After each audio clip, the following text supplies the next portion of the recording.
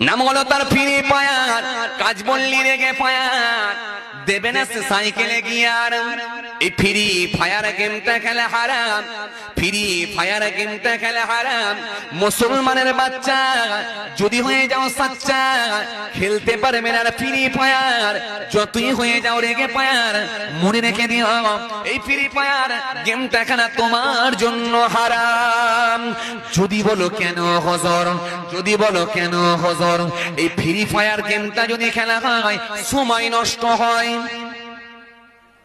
এই free fire গেমটা যদি খেলা হয় অর্থ নষ্ট হয়, নেট মারতে হয়, অর্থ নষ্ট হয়। ইসলাম বলেছে যে অপচয় খরচা করে সে শয়তানের ভাই। শরীয়ত বলেছে অপচয় নষ্ট করা যাবে না। এজন্য অপচয় নষ্ট করছেন, সময় ইনভেস্ট করছেন, অর্থ লাগাচ্ছেন।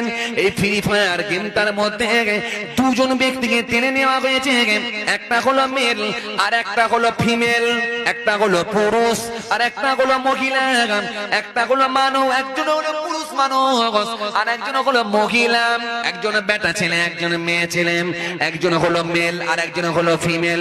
এই মেল আর ফিমেলটা অন্য কেউ নয়, এর ভেতরে দুজন ব্যক্তিকে টেনে নিয়েছে, তাদের চরিত্রে অভিনয় করা হয়।